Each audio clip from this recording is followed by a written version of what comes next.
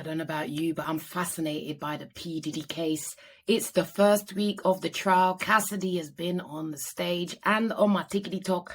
People are raging about why would you stay when the levels of insult are so high.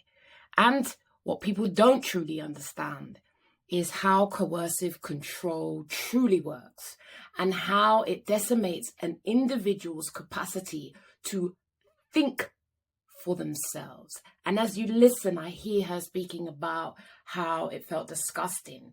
Yet what happens is individuals are groomed. Let's be frank, it's not on the first date that they ask for the freak-offs. It takes time. And I've been in this position where you want to please your partner. What happens is the goalpost keeps on moving. You know, for some people, they're swingers. So it kind of is presented in a way that sounds acceptable. Remember, by day 2, this sort of stuff ain't happening. This is a psychological process that takes place over time and is deliberate and is all about taking away somebody's autonomy, the capacity to think for oneself. And as a young teenage woman, when she met this individual who managed to secure a 10-album deal, what happened is she became vulnerable and she unintentionally gave away her power under the assumption that she would be safe. That can happen to any of us. When we love, we are vulnerable. I tell my clients this all the time. When we love, we are vulnerable.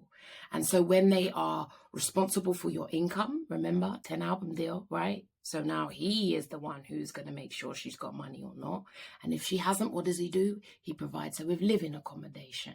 2 of them, as I understand. So what happens is, increasingly, he's got more power and control over all aspects of her life.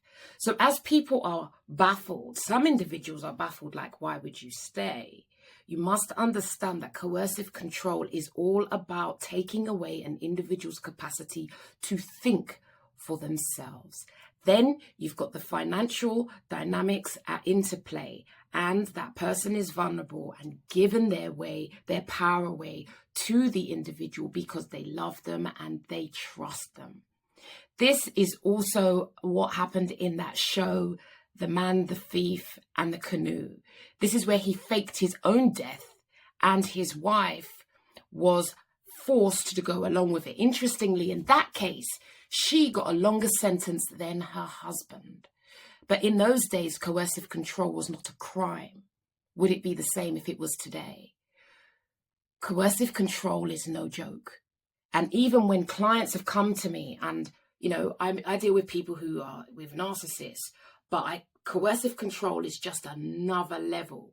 It's where an individual's capacity to think for themselves has been totally annihilated. And I've worked with many people over the years where this is the case. These are the types of clients who can't have me email them. They can't pay online. There cannot be any trace.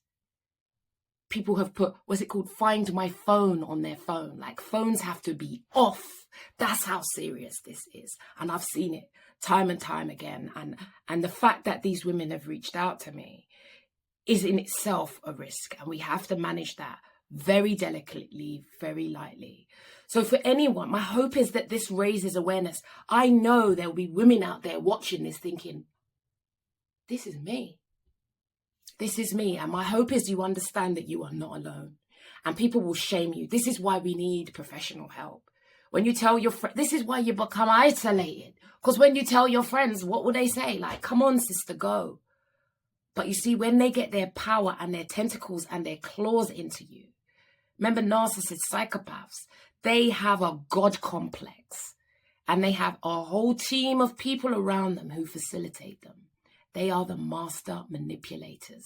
They are the puppeteer, and they play all the strings. And that is what I believe we are seeing unfold. And we know he's not been convicted yet, but I doubt they're going to come for me. But if you find yourself in such a damning situation, understand that you are not alone. And there are options that you have to move forward. Many women do not want to call the police, but sometimes I'm being told things and I'm like, sister, this is now moving into some sort of criminal activity. It's a slow, steady process. So my hope is for compassion and understanding. And if this speaks to you in your situation, you are not alone. Reach out to someone.